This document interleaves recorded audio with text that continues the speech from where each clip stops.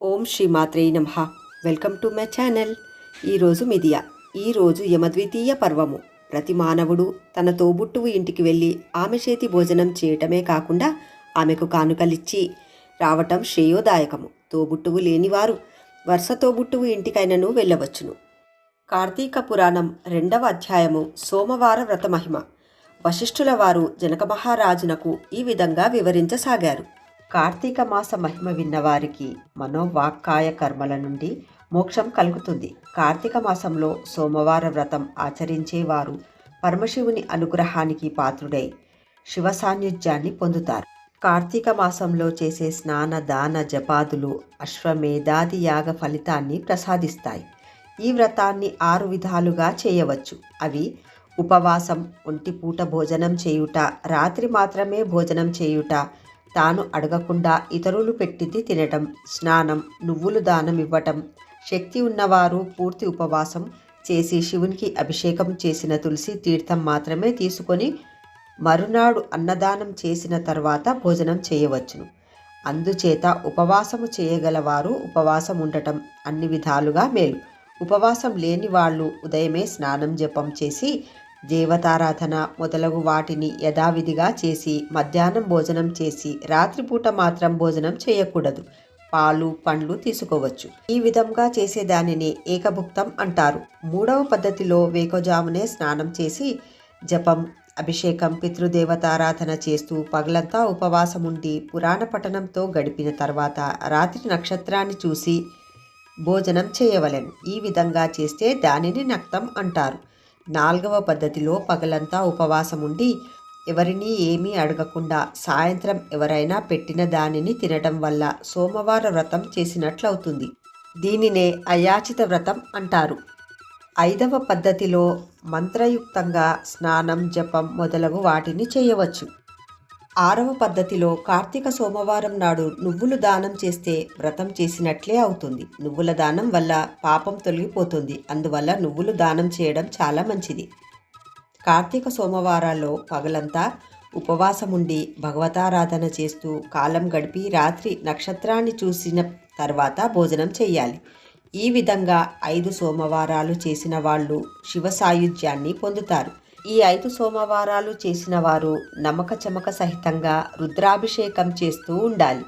ఈ సందర్భంగా ఒక కథ చెబుతాను విను. ఈ కథను వింటే సకల పాపాలు పోతాయని చెప్పసాగారు. పూర్వము కాశీరాజ్యంలో ఒక బ్రాహ్మణుడు ఉండేవాడు. అతనికి నిష్ఠూర అనే పేరు గల ఒక కుమార్తె కలదు. ఆమె చాలా సౌందర్యవంతురాలు. అందానికి తగు విధముగా సద్గుణాలు లేవు. భయం, సిగ్గు, కులధర్మాల్ని వదిలిపెట్టి గయ్యాలిగా తయారైంది. ఇంద్రియాల్ని అదుపులో పెట్టుకోలేక వ్యభిచారిగా మారింది. తల్లిదండ్రులకు చెడ్డ పేరు తెచ్చింది.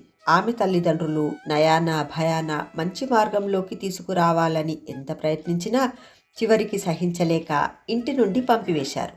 యవ్వన మదంతో కన్ను మిన్ను కానకుండా సంచరిస్తూ చివరకు సౌరాష్ట్ర దేశం చేరుకుంది. సౌరాష్ట్ర దేశంలో వేదాలు వేదాంగాలు చదువుకొని నియమనిష్టలతో మంచి సద్గుణాలతోనూ విరాజిల్లుతూ మిత్రశర్మ అనే పండితుడుండేవాడు. అతనికి దురదృష్టవశాత్తు నిష్ఠూరను చూడడం జరిగింది. ఆమె అందచందాలకు ముగ్ధుడైపోయాడు. ఆమె గుణగణాలు గమనించకుండా మనసిచ్చి పెళ్లి చేసుకున్నాడు. పరిణయం 10 పదుల పంట అనే మాట కూడా అతనికి గుర్తు రాలేదు. కొంతకాలం వాళ్ళు కులాసాగా కాలం గడిపారు. భర్త మంచితనాన్ని, యథార్థ హృదయాన్ని నిష్ఠూర గమనించలేకపోయింది. పుట్టుకతో వచ్చిన బుద్ధి పుడకలతోనే పోతుందన్నట్లు తన వ్యభిచార బుద్ధిని వదిలిపెట్టలేకపోయింది. ఆమె ప్రవర్తన అత్తమామలు భరించలేక కొడుకుకు చెప్పారు. తన భార్య మీద మమకారంతో మిత్రశర్మ ఏమీ అనలేకపోయాడు. విమానం అడ్డు రావటం వల్ల ఇక చేసేదేమీ లేక అత్తమామలు ఇల్లు విడిచి వెళ్ళిపోయారు. అత్తమామలు ఇల్లు విడిచి వెళ్ళిన తర్వాత నిష్ఠూరకు పూర్తి స్వేచ్ఛా స్వతంత్రం లభించింది. ఆమె ఆగడాలకు అంతు లేకుండా పోయింది. ఆమె చేసే పనులు భరించలేక భర్త ఒక్క మాట అంటే ఆమె తిరిగి 10 మాటలమే అనడమే కాకుండా దండించేది. తన్ను ఎంతో ప్రేమగా చూసుకుంటున్నాడనే జ్ఞానం, దయ లేక భర్తను చిత్రహింసలు పెడుతుండేది. ఆ బ్రాహ్మణుడు పడరాని పాట్లు పడుతూ గృహస్థ ధర్మానికి ఎక్కడ లోపం వస్తుందో ఏమో అని భయంతో ఆమెను విడిచిపెట్టలేకపోయాడు. భర్త తనకు అడ్డుగా ఉన్నాడని భావించిన నిష్ఠుర ఒకనాడు మిత్రశర్మ నిద్రపోతూ ఉండగా ఒక పెద్ద బండరాయి తెచ్చి వాని తల పగులకొట్టి శవాన్ని నూతిలో పారవేసి ఏమీ తెలియని దానిలా నిశ్చింతగా విటులతో ఆటపాటలతో కాలం గడుపుతుంది. వ్యభిచారాన్ని వృత్తిగా పెట్టుకున్న నిష్ఠూర తన అండదండల కోసం కొంతమంది స్త్రీల మనసులు కూడా విరిచేసి తన దారికి తెచ్చుకుంది. ఆమెలో మంచి గుణం ఎంత వెతికినా కనపడదు. ఇతరులని నిందించడం ఉగ్గుపాలతో వచ్చిన విద్య అయింది. కలలో కూడా భగవంతుని తలచడం గాని గుడికి వెళ్ళటం గాని చేయలేదు. భూతదయ పశ్చాత్తాపము ఆమెలో కనిపించవు. విద్యావేత్తలను పండితులను వెక్కిరిస్తూ ఉండేది. కొంతకాలానికి ఆమెకు ముసలితనం ప్రవేశించింది. అనారోగ్యానికి గురైంది. విటుల రాకపోకలు తగ్గిపోవటం వల్ల సంపద కూడా తగ్గిపోయింది. అందం పోయి ఆర్థిక సమస్యలు అందలమెక్కాయి. కష్టాలనే కారడవిలో కాలు పెట్టింది. ఆమెను చూచి అసహ్యపడేవారే కానీ జాలిపడి అయ్యో అనేవారు ఎవరూ లేరు. తినటానికి తిండి లేక, ఉండడానికి ఇల్లు లేక, తిరిగే శక్తి లేక, చేసే పాప ఫలితాన్ని అనుభవిస్తూ దిక్కులేని చావుకు గురైంది. ఆమె శవమును దహనక్రియలు చేసేవారు కూడా లేరు. యమదూతలు ఆమెను తీసుకొని పోయి యమధర్మరాజు ముందు విచారణ నిమిత్తం హాజరుపరిచారు. చిత్రగుప్తుడు ఆమె చరిత్రనంతా చెప్పారు. ఆమె జీవితంలో ఒక్క మంచి పని కూడా చేయలేదు. యమధర్మరాజు ఆమె పాప కర్మలకు తగు విధముగా దండన విధించారు. యముని ఆజ్ఞ మేరకు ఎర్రగా కాలిన ముళ్ళు ఉక్కు స్తంభాన్ని కౌగిలించుకునేటట్టు చేశారు. క్షణికమైన సుఖం కోసం వ్యభిచారము చేస్తే యమలోకంలో అనుభవించాల్సిన శిక్ష ఏమిటో అప్పుడు గాని ఆమెకు తెలిసి రాలేదు. బాధ భరించలేకపోయింది. ఆమె భర్త తలను పగలగొట్టి చంపినందుకు శిక్షగా యమదూతలు ఆమె తల పగలగొడుతూ మోదారు. సలసలా కాగిన రక్తాన్ని నోట్లో పోసి తాగించారు. ఈ విధంగా అనేక బాధలు అనుభవించిన తర్వాత కుంభీపాక నరకంలో తలక్రిందులుగా వేలాడదీశారు. ఆ నరకాన్ని అనుభవించి తర్వాత భూమి మీద కుక్కగా జన్మించి 15వ జన్మలో ఒక కార్తీక సోమవారం రోజు దానికి ఎంత తిరిగినా ఆహారం దొరకలేదు.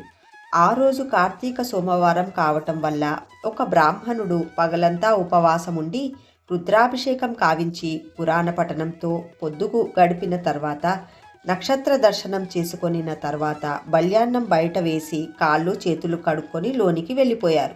ఆకలితో నకనకలాడుతున్న ఆ కుక్క బల్యాన్నం చూడగానే దాని మీదకు దుమికి తినటం మొదలుపెట్టింది. ఆ బల్యాన్నం తింటుండగానే దానికి పూర్వజన్మ గుర్తుకు వచ్చింది. ఆ కుక్క బ్రాహ్మణుని ఓ మహానుభావ నన్ను కాపాడు అని పిలిచింది. బ్రాహ్మణుడు బయటకు వచ్చి కుక్క పిలుపు చూసి ఆశ్చర్యంతో నీవు ఎవరివని అడిగాడు. అప్పుడు కుక్క తన కథంతా చెప్పింది. ఓ మహాత్మా, మీరు పెట్టిన బల్యాన్నము వల్ల నాకు పూర్వజన్మ గుర్తుకు వచ్చింది. దీనికి కారణం ఏమిటి అని అడిగింది. అప్పుడు ఆ బ్రాహ్మణుడు దివ్య దృష్టితో విషయమంతా గుర్తించి ఓ శుచి, ఈరోజు కార్తీక సోమవారం కదా, నీవు పగలంతా ఆహారం దొరకక ఉపవాసం చేసి నక్షత్ర దర్శనం తర్వాత నక్త భోజనము చేశావు. దానికి కారణంగా నీకు పూర్వజన్మ గుర్తుకు వచ్చింది.